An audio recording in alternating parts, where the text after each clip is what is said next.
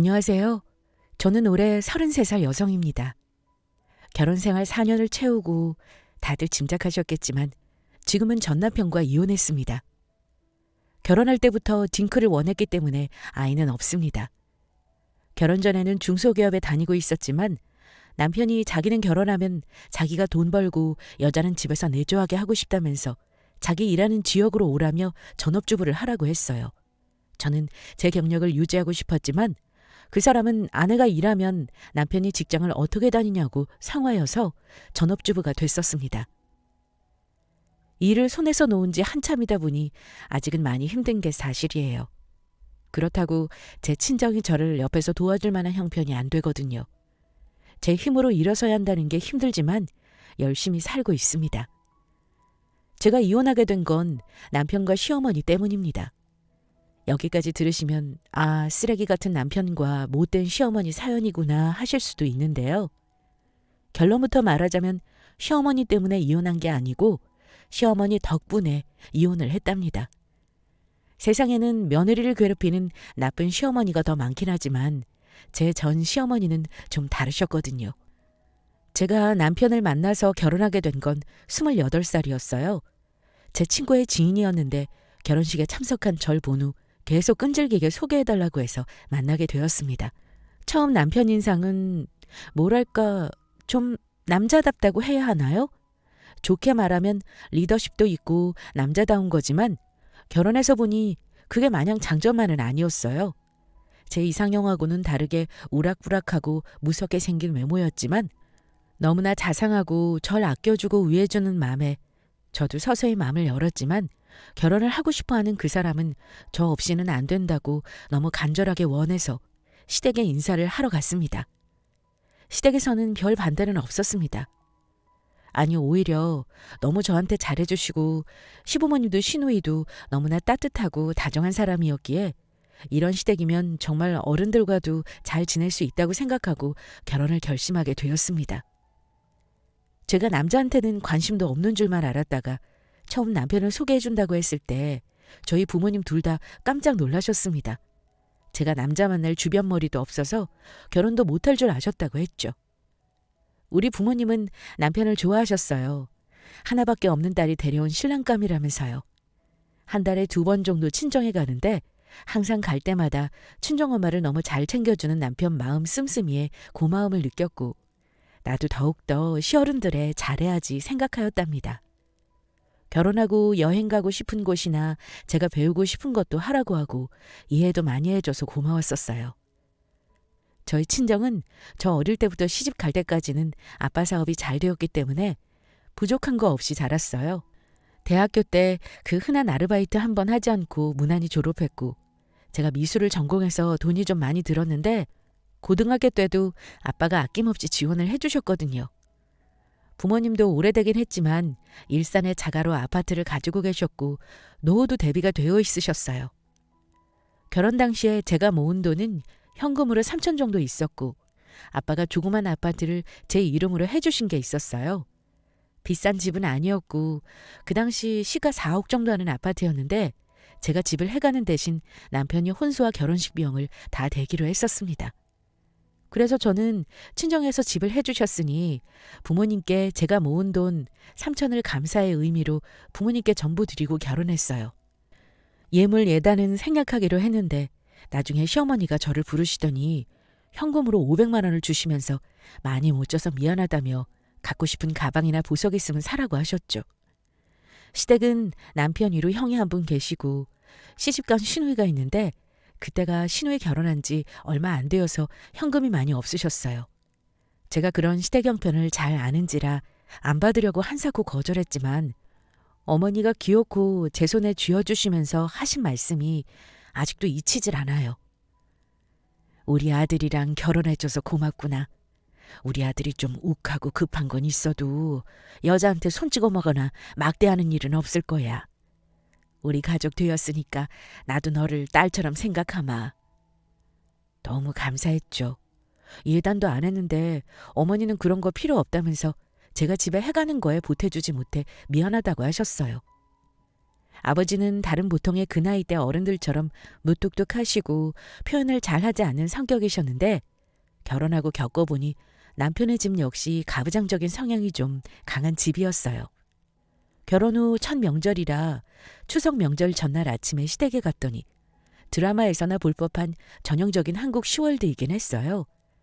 어머니를 비롯해 저랑 형님은 전날부터 요리 준비하고 당일에도 분주히 일하고 있고 남자들은 전부 소파에 앉아 있다가 여자들이 차려주는 거 먹고 고스톱 치면서 커피, 다과, 심부름 시키고 여자들은 딱히 싫은 소리 없이 상차림, 설거지 등 모든 노동을 도맡아 하는 풍경이었죠.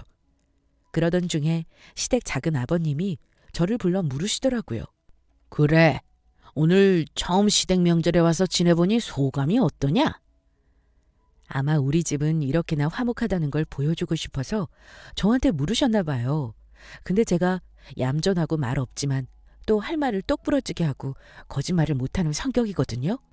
가족들이 북적북적하고 화기애애해 보였고 이런 화기애애한 분위기가 어머님의 희생으로 이루어진다는 게 솔직히 저는 보기 힘들었어요.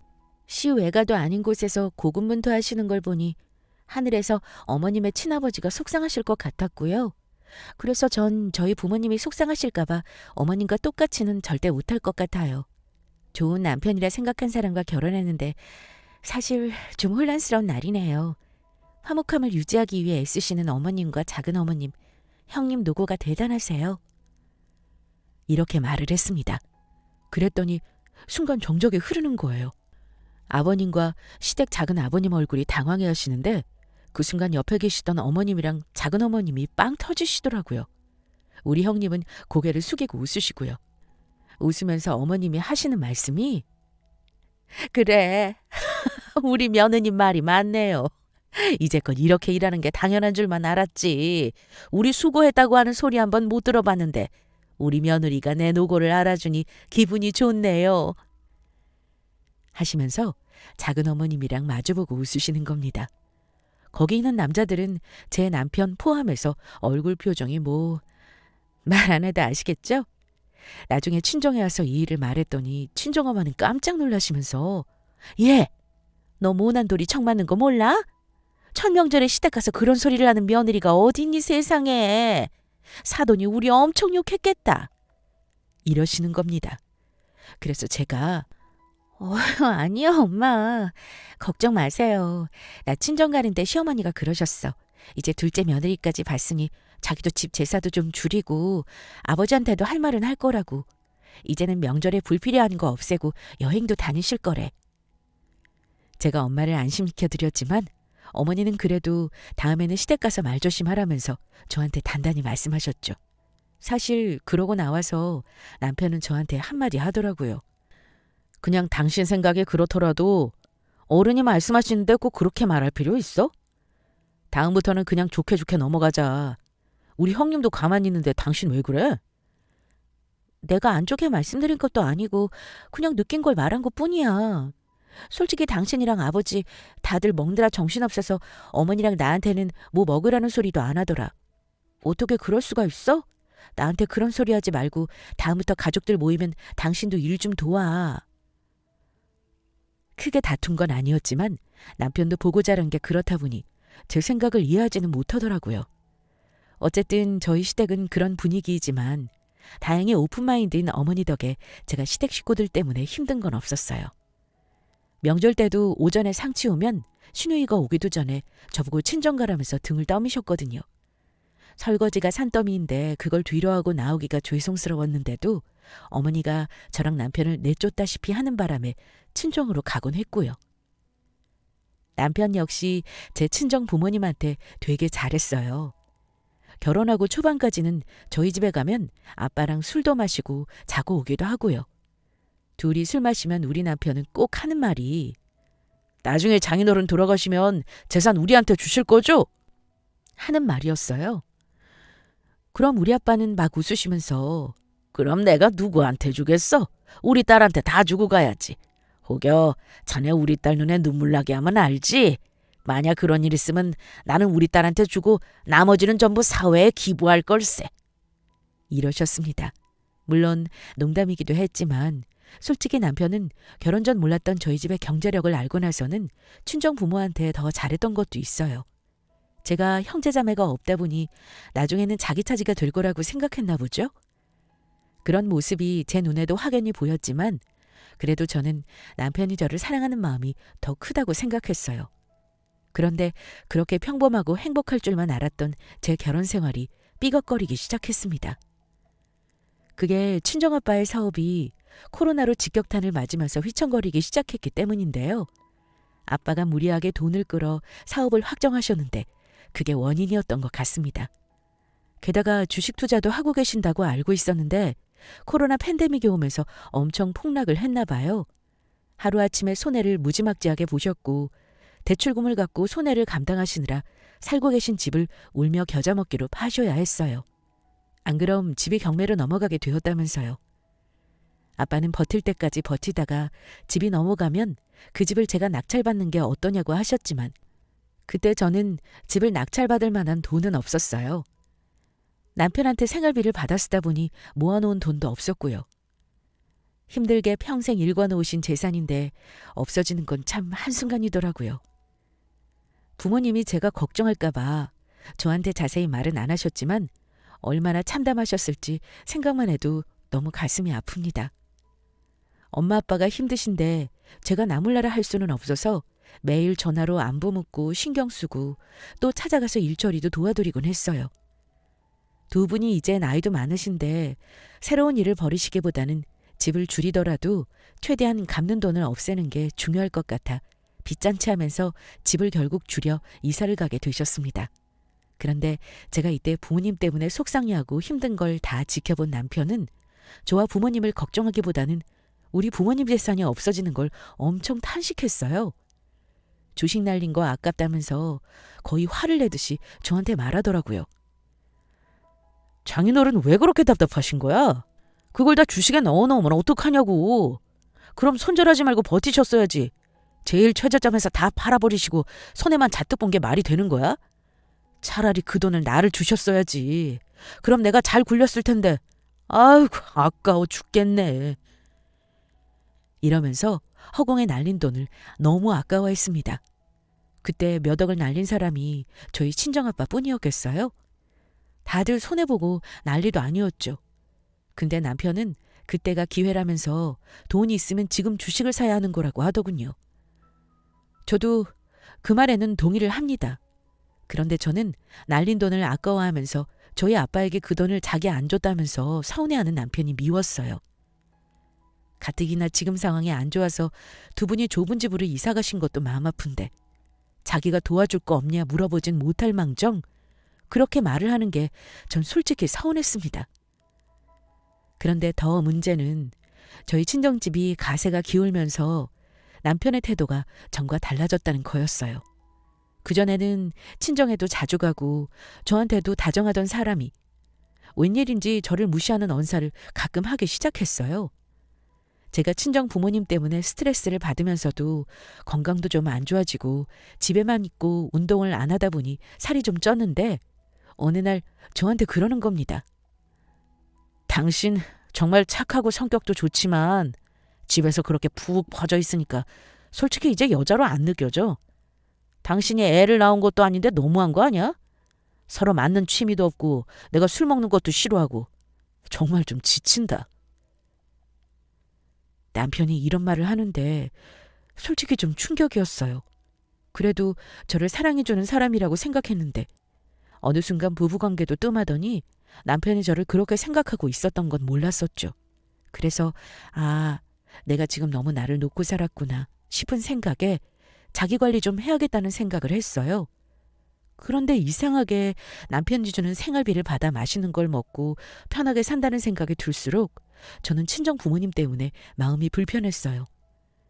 나는 이렇게 부모 덕에 편하게 사는데 부모님은 나 시집 보내고 나서 오히려 더 어려워지신 게 너무 죄송스럽기도 했고요.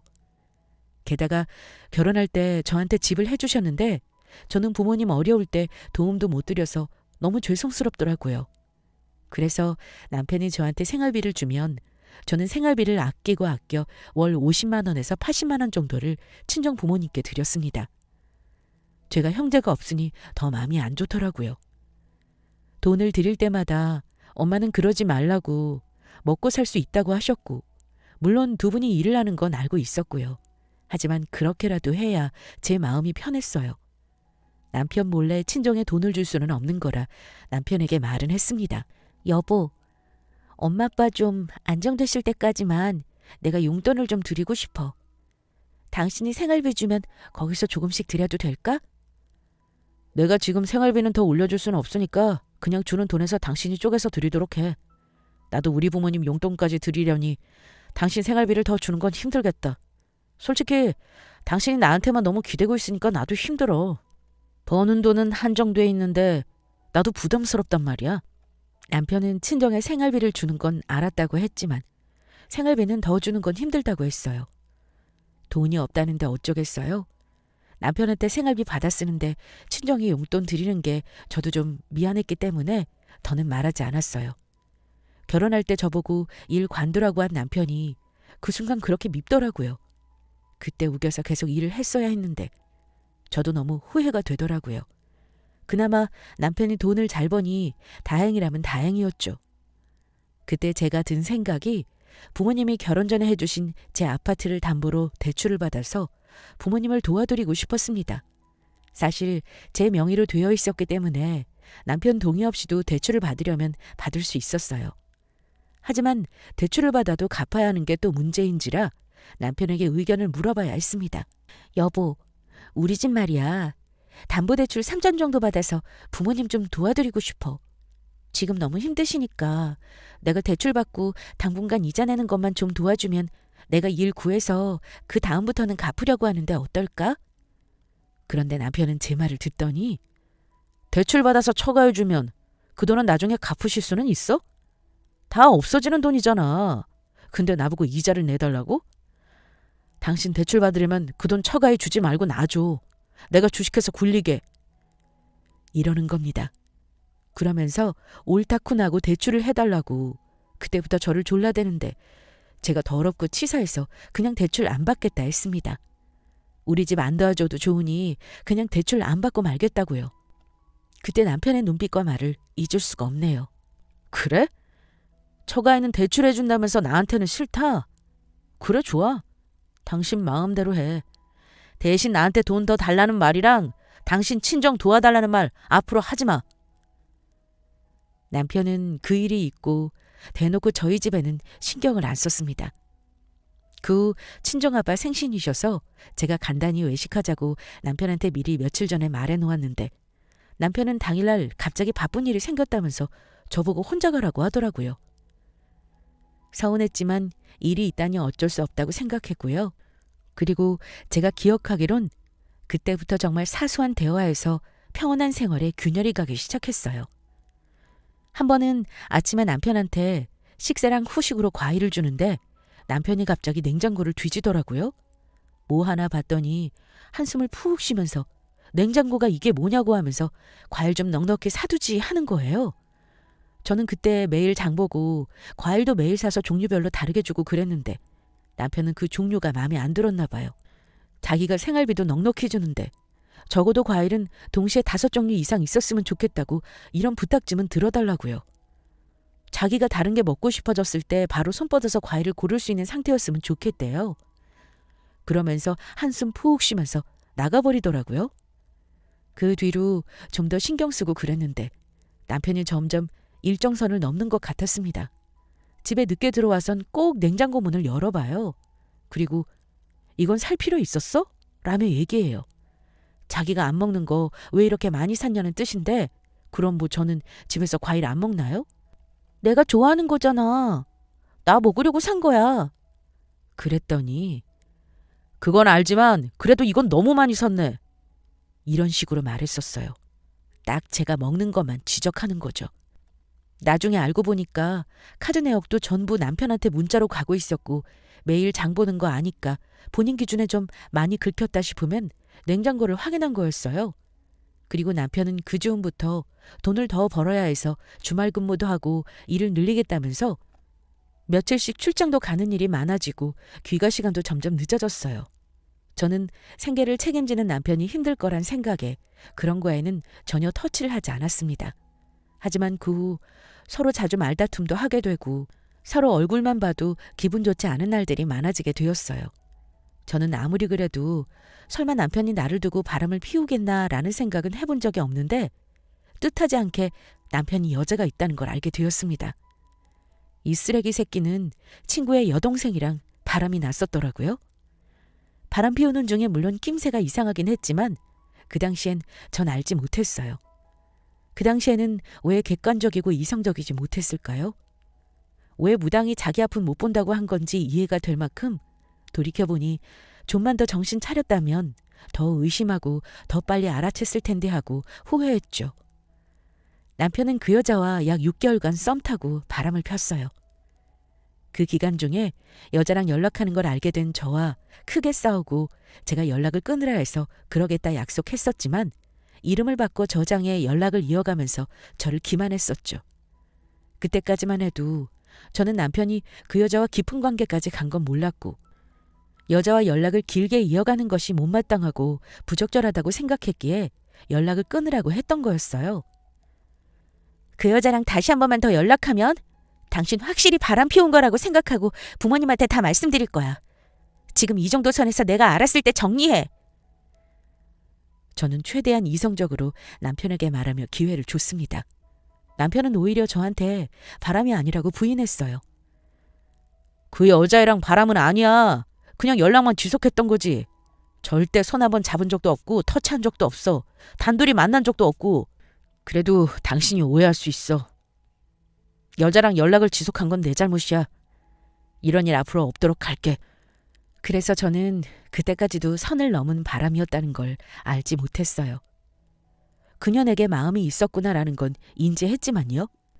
그렇게 저에게 부적절한 연락을 모두 정리하겠다 하고는 불륜녀랑 몇 주간 더 연락을 지속했었고 나중에 결국 안 되겠는지 정리했었더라고요. 그런데 몇 개월 후 남편이 저에게 계속 거짓말을 하고 있었다는 걸 알게 되었어요. 제가 우연히 남편의 카드 사용 내용 문자를 보게 되었고 그걸 보고 이 사람이 넘지 말아야 할 선을 넘었다는 것도 알게 되었습니다. 그때는 이건 바람이다 확신하게 되더군요.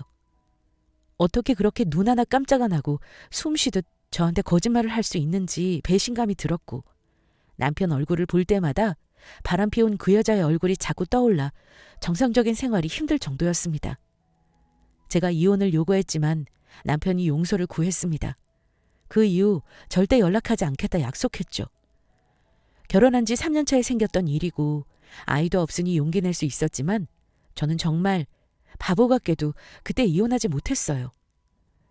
주변에 남편이 바람 피워서 이혼했어라고 하면 됐을 일인데 제가 바보 같아지는 것 같고 그 당시엔 사람들 눈이 너무 무서워서 참고 살자 해버렸어요. 그 사실을 알게 되면 친정 부모님이 얼마나 가슴 아플까 생각했던 것도 있어요. 그리고 솔직히 현실적인 부분이 너무 컸어요. 제가 경제적인 능력이 없는데 이혼을 하게 되면 그나마 남편한테서 받던 생활비로 친정에 도움 주는 걸 못하게 되는 것도 두려웠습니다. 지금 와서 생각해보면 그때 이혼했었어야지 맞다 싶지만요. 그땐 현실과 타협하는 제 자신이 너무 비참하고 싫었어요. 인간은 망각의 동물이 맞더라고요. 저한테 씻을 수 없는 상처를 준 남편인데 처음에만 저한테 미안해할 뿐 제가 무덤덤하게 지내니 자기를 완전히 다 용서한 줄로 착각하고 자기 잘못을 잊더라고요. 저는 시간이 지날수록 생생해져서 속이 타들어가는데 남편은 그전과 마찬가지로 저희 친정뿐 아니라 저한테는 관심을 주지 않고 밖으로만 돌았습니다. 저는 남편이 귀가 시간이 늦거나 외박이라도 하는 날에는 이 사람이 혹시 또 여자를 만나는 게 아닌가 하고 곤두서 있었고 남편이 집에 들어올 때까지 잠을 못 자기도 했어요. 그러면 저도 남편한테 하는 말이 곱지 않았습니다. 그러면 오가는 말이 험악해지고 결국 부부싸움이 되기 일쑤였고요. 바람 피운 사람을 용서하는 게 저는 머릿속은 했다고 생각했지만 마음은 그렇지가 않았어요. 정말 배우자의 영혼을 피폐하게 만드는 일인데 남편은 제 그런 마음을 전혀 이해하지 않았습니다. 나중에는 싸우기 싫어 제가 거의 포기를 했지만 참 비참하고 서글프더라고요. 왜 그렇게 그때는 무기력했는지 모르겠어요. 아마 우울증 비슷한 증상이 아니었던가 싶어요. 지금 생각하면 나이도 젊었고 한참 에너지 넘치는 나이인데 나가서 일을 하거나 뭔가를 한다는 게 너무 두렵더라고요. 허수아비 같은 결혼 생활을 언제까지 해야 하는지 항상 우울했습니다. 그런데 그 후 제가 완전히 남편에게서 마음을 돌리게 된 계기가 있었습니다. 설 명절 때였는데요. 저는 여느 때와 마찬가지로 명절 하루 전 아침에 가서 일하고 저녁 늦게 돌아와 설 당일 아침에 다시 시댁으로 갔습니다. 어머니께 용돈도 50만 원도 드리고 시어머니 혼자서 힘드실까 일도 열심히 했는데 친정에 가려고 저희 부모님이랑 통화해보니 서운한 기색이 있으신 겁니다. 엄마, 왜 그래요? 무슨 서운한 일 있어요? 제가 묻자 엄마는 아니 그게 이서방이 이번 설에 못 간다고 며칠 전에 연락이 왔더구나.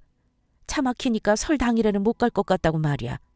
근데 전화가 어려운지 문자로 한 줄이 왔길래 엄마가 그거 보니 영 서운하고 마음이 안 좋은 거야.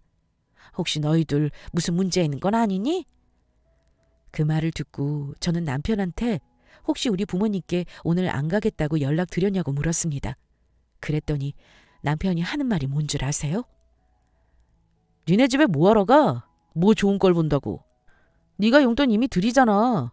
못 간다고 미리 연락드렸는데 뭐가 문제라는 거야. 당신도 그래. 맨날 우리 집 와서는 아침에 밥만 먹고 바로 친정 가버리고 내 동생 한번 보고 간 적이나 있어? 올해는 그냥 차 막히니까 연휴는 우리 집에서 보내고 주말에나 당신 혼자 가봐. 남편 말을 들으니 저도 순간 꼭지가 돌더라고요.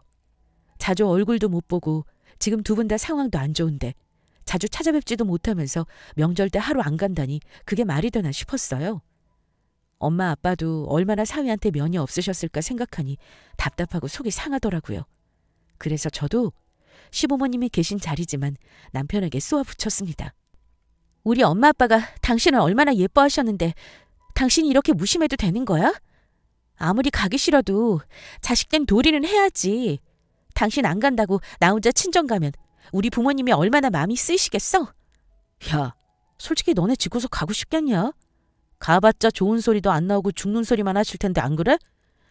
당신 아빠 사업 망해서 나도 내 인생 망했어. 그 많은 돈 다 날리고 자식들한테 도움은 못 줄 망정. 이제 우리 도움만 바라시잖아. 솔직히 내가 버는 돈으로 당신 부모한테 생활비 주는 거 나 달갑지 않거든?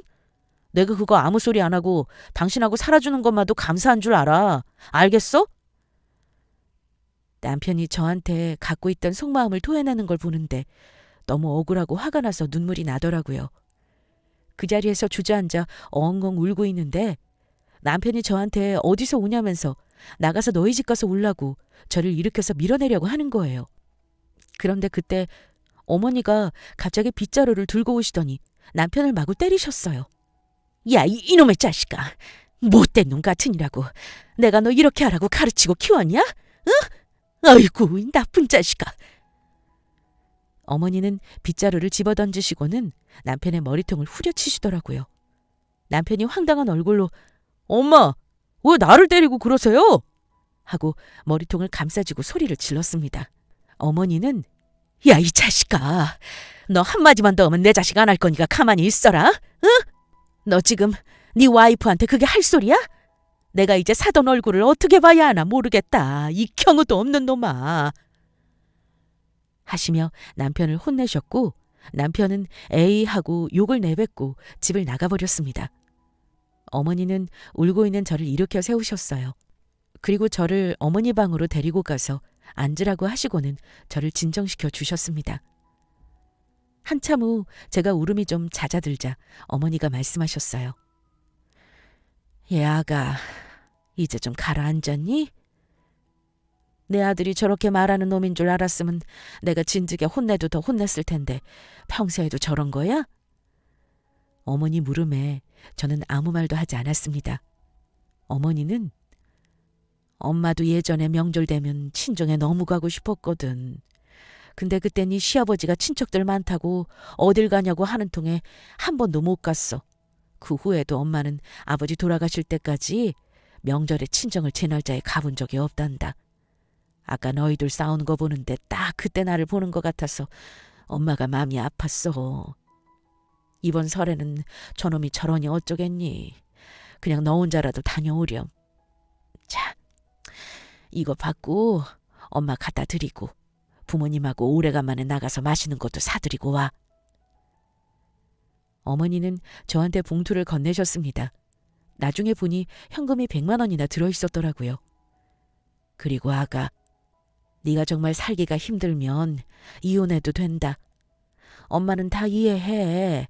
아직 나이도 젊은데 네 인생도 중요하지. 안 그러니?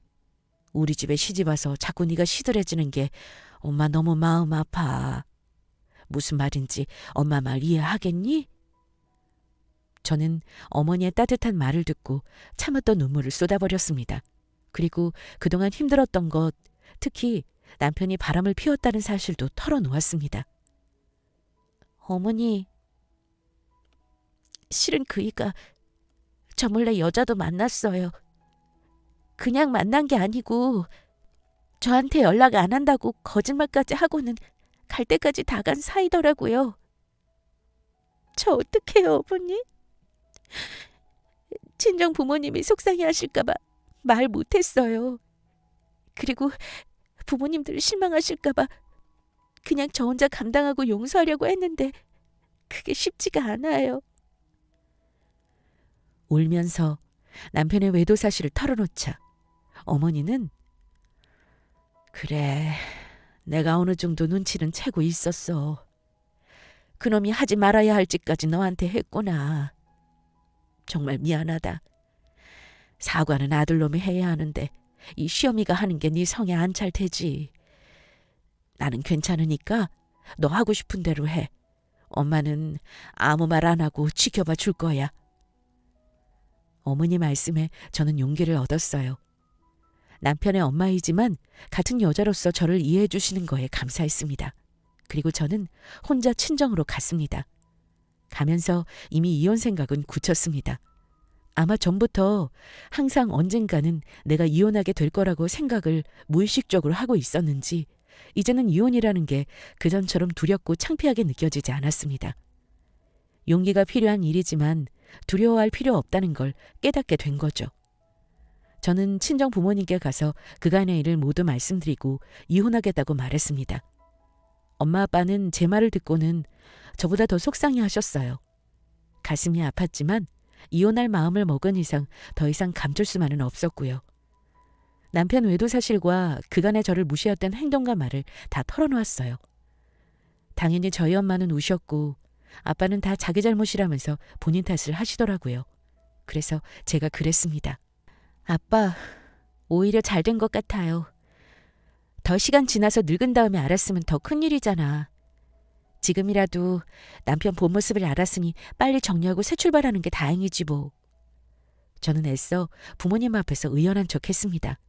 이런 상황일 때 아무리 남편이 잘못해도 제가 합의 없이 집 나가면 저한테 유책 사유가 생길 수 있다는 말을 어디선가 주워들어서 남편한테 좋게 좋게 말해서 합의 증거 남겨놓고 전 한동안 친정집에서 지냈고요. 제가 이혼하자고 하니 남편이 하는 소리가 넌 절대 나랑 이혼 못해. 이혼하면 너 뭐 먹고 살 건데. 먹고 자고 돈 쓰는 거 말고 당신이 할 줄 아는 게 뭐 있어? 이혼해봤자 당신만 손해라는 얘기야. 무슨 밖에서 돈 벌어오는 게 쉬운 건 줄 아냐? 당신 단돈 10,000원 버는 게 얼마나 어려운 건지 알기나 해? 남편 말 들으니 기가 막혀서 저도 그랬습니다. 그래서 그 어려운 일 나도 다음 달부터 할 거야. 나도 돈 벌어올 테니까 입 닥치고 네 일이나 해. 내 앞길에 걸리적거리지 말고 내 인생에서 꺼지면 더 좋겠어. 라고 했더니 사태가 심각한 걸 알았나 봐요. 이혼이 그냥 화나서 하는 말인 줄 알았는데 제가 심각하게 나오니 그때부터 좀 움찔하는 것 같았습니다. 남편이 왜 저렇게 나한테 당당할까 곰곰이 생각해보니 결혼해서 남편이 저에게 직장을 관두라고 한 게 자기가 경제적 우위에 있고 싶어서 그런 거라는 생각이 들었어요. 사실 저는 남편이 원래 저런 사람인지는 몰랐어요. 결혼 생활 할 때도 몰랐다가 정확히 우리 친정이 어려워지기 시작하면서 자기가 사람 마음을 잘 본다는 둥 그냥 사소한 말 몇 가지에서 이상한 걸 느끼긴 했어요. 그때 즈음이 남편이 저에 대한 평가가 완전히 끝나서 그런 본심을 마음껏 드러낸 것 아닐까 싶어요. 그러니까 결혼 생활 동안 절 따져보고 평가했던 거죠. 남편은 처음부터 인생 포트폴리오를 짜고 시작하는 사람이었어요. 난 몇 살에 취직하고 몇 살엔 퇴사해서 사업하고 몇 살에 어떤 여자를 만나서 결혼하고 자기 포트폴리오 완성을 위해서라면 어떤 연기도 어떤 거짓말도 할 수 있는 사람이었던 거예요. 그리고 저는 그 수단이자 도구였고요. 자기 인생 계획에 우리 친정 부모님의 재산으로 덕볼 생각을 하고 있었는데 그게 틀어지니 저에게 본심을 마음껏 내비쳤던 거죠. 남편은 이런 불이었던 것 같네요. 이런 사람이 있는지 모르겠지만 말입니다. 이혼 서류는 쳐다보지도 않고 손가락을 부러뜨리지 않는 이상 도장 안 찍을 것 같아서 서로 밑바닥까지 봐야 끝날 것 같았어요. 그래서 합의 이혼은 물 건너갔다고 생각했고 이혼 소송을 했습니다. 이미 저한테는 남편의 외도 증거가 다 있었거든요. 그동안 모아두었던 소소한 언어폭력, 인격 모독성 발언들 재판에서 유용하게 잘 쓰일 것 같았어요. 저는 이미 남편의 밑바닥을 다 봐버려서 실망할 게 없는데 남편은 재판 동안 제 밑바닥을 보고 어떤 반응을 보일지 참 궁금하더라고요. 시아버지는 이혼은 안 된다고 대노하셨던 모양입니다. 저한테 무수히 전화가 왔지만 저는 굳이 제가 설명해야 할 필요가 없을 것 같아 전화를 일절 받지 않았습니다. 다만 어머니께는 죄송하고 또 고마운 마음이 컸습니다. 어머니는 우리 부부 이혼 소송 사실을 알고 어느 날 저에게 집 비밀번호를 물으셨어요. 알려드렸더니 용달을 불러서 남편 짐을 다 빼고 정리를 하셨다고 하더라고요. 남편이 혼수를 해온 건 그냥 놔두셨지만 남편 옷이랑 물건들, 쓰던 컴퓨터랑 자질구레한 짐들 깨끗이 가져가시고는 저한테 연락을 주셨습니다. 너희 소송한다는 말 전에 들었다. 엄마가 무슨 면목으로 너를 말리겠니? 우리 아들이 100번 1000번 잘못한 거니 내가 책임질 건 책임져야지. 정말 미안하구나. 오늘 내 아들 짐 네 집에서 싹 다 빼왔다. 오늘부터 그놈 여기로 안 올 거야. 우리 집으로 들어오라고 했으니 그렇게 할 거다. 너도 친정에서 계속 지내려면 힘들잖니? 그동안 고생 많았다. 앞으로 다 잊고 너 새 출발 잘해라. 어머니가 말씀하시는데 면목 없고 죄송하고 그냥 여러 가지 감정들이 오고 갔습니다. 그냥 죄송하고 감사하다는 말만 하고 전화를 끊을 수밖에 없었어요. 세상에 아들이 이혼하겠다는데 며느리한테 이렇게 말을 하는 시어머니가 또 있을까요? 아마 제 시어머니 말고는 없을 것 같아요. 어머니는 본인이 가부장적인 가족제도 속에서 희생을 하고 살았던 분이셔서 그런지 저한테 똑같은 희생을 강요하기보다는 같은 여자로서 행복하길 더 원하셨던 것 같습니다. 저는 그 후 남편과 이혼 소송을 거쳐 결국 위자료 3천만 원을 받고 이혼했습니다. 집은 결혼 전부터 제 명의로 되어 있던 거라 재산분할 대상이 아니었고요. 지금은 그 집에서 저희 부모님과 함께 살고 있습니다. 부모님 도움 아래 저도 재취업을 해서 큰돈은 아니지만 새 식구 하고 싶은 거 할 수 있을 정도로 벌면서 지내고 있어요. 이혼 소송은 몇 개월이 걸렸지만 서류가 마무리된 건 아직도 2달도 안 되어서 그런지 실감이 안 나네요. 남편은 이혼 후 부모님 댁에서 같이 지낸다는 말만 들었을 뿐 어찌 살고 있는지 소식은 모릅니다. 저한테 진심으로 마음 써주셨던 어머님 소식은 궁금하긴 하지만 차마 이제는 연락을 못 드리겠어서 그냥 마음속으로 건강하시라고 기도만 하고 있습니다. 저는 시어머니 덕분에 이혼을 수월하게 할 수 있었던 거라고 처음에 말씀드렸죠? 이렇게 이혼하게 된 제 사연 어떠셨나요? 세상에 나쁜 시어머니가 더 많긴 하지만 그래도 저처럼 좋은 시어머니도 있다는 걸 한번 얘기해보고 싶었답니다. 시어머니의 시자를 떼고 그냥 같은 여자로서 저를 이해해 주신 어머니께 지금 이 사연으로나마 감사의 인사를 전하고 싶습니다. 제 얘기는 여기까지입니다. 감사합니다.